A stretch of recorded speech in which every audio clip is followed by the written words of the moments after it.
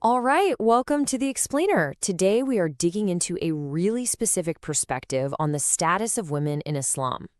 Our whole goal here is to break down the core arguments from one single, pretty influential text, just to really understand the worldview it's putting forward. So let's get right into it.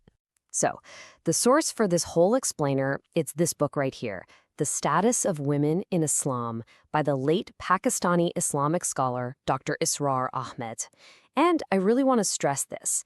We're only looking at the framework laid out inside this one book. That's our focus. Okay, so here's our roadmap. First, we're going to look at how the author even frames this whole debate, the big picture.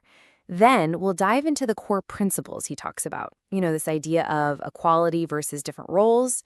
From there, we'll see how those ideas shape the family, what that means for rights and responsibilities, and finally, how it all scales up to his vision for society as a whole. All right, first things first. Let's start at the very beginning. Because to really get a handle on the author's viewpoint, you have to understand how he sets up the entire conversation right from the get-go.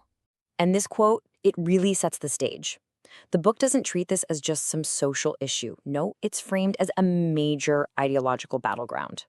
The argument being made is that this Islamic framework isn't just another opinion. It's presented as a divinely ordained answer to what he sees as the chaos of the modern world. So, right away, he sets up this fundamental choice, this fork in the road. On one path, you have what he calls the Western model of absolute equality, meaning identical roles. And on the other path, you have the Islamic model, which he argues is all about natural roles that are complementary. And honestly, that one distinction, that's the engine that drives the entire argument of the book. Okay, so you're probably asking, how does that actually work? Let's dig into the core principle of this whole framework, this idea of being spiritually equal but having different roles. This slide right here gets to the absolute heart of it.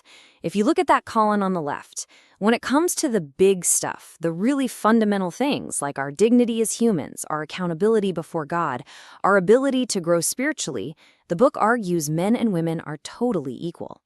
But then you look at the right column. The argument here is that they're created with different physical and emotional makeups, and that difference is what leads to specialized, distinct roles in the family and in society. And the book uses this really powerful metaphor to make this point crystal clear.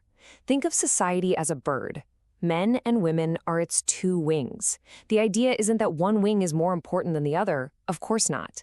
The point is that for the bird to actually fly, you need both wings, and each one has to do its own specific job working together.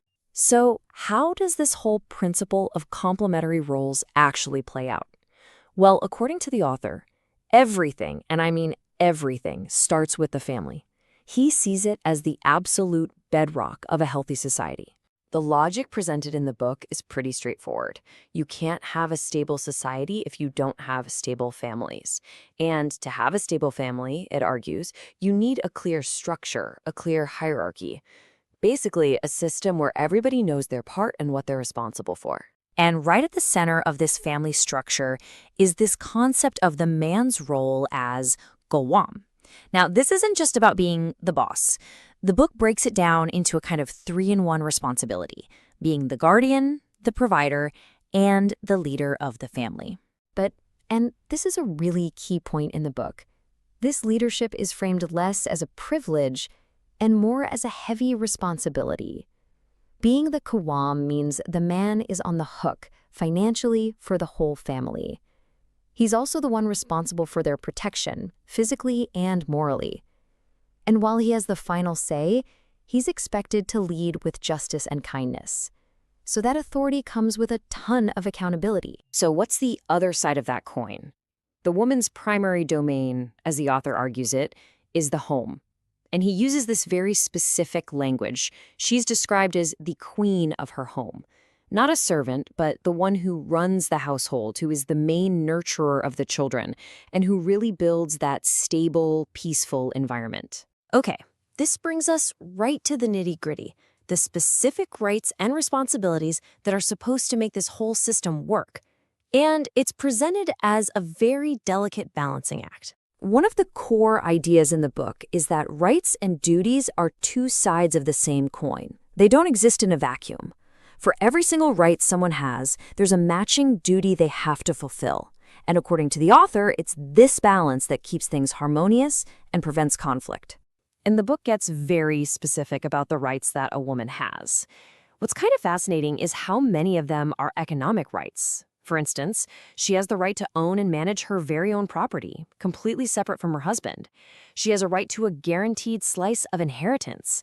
She gets something called a mahr, which is a required marriage gift from the husband that's 100% hers. And on top of all that, the right to get an education and even to seek a divorce are also clearly laid out. Okay, so those are the rights. Now for the other side of the balance, the responsibilities. And as you can see, they're really centered on her primary domain, managing the home, being the main caregiver and educator for the kids, and safeguarding her husband's property and the family's honor. And this also includes what the book calls obedience to her husband's leadership, but with a major condition, only in matters that are permissible within the faith. All right, so let's zoom out. We've seen the family unit. Now, how does all of this, according to the author, expand outwards to shape the entire social order? The big concept here is hijab, and Dr. Ahmed is really clear that he's not just talking about a headscarf. He presents hijab as a whole social system, a complete code of modesty and conduct that applies to both men and women. The whole point is to create a kind of barrier, a separation between the sexes in public life. So why is this system seen as so necessary? Well, the core reason given in the book is to prevent something called fitna. It's a powerful word that kind of means social temptation, disorder, even moral chaos. All things the author argues are the natural result of men and women mixing too freely. So this is how that system of social modesty is actually put into practice, according to the book. You can think of it like layers of protection. Step 1 is for everyone, men and women, lowering the gaze. Step 2 is establishing that a woman's main place is in the home. Step 3, if she has to go out, she should be fully covered.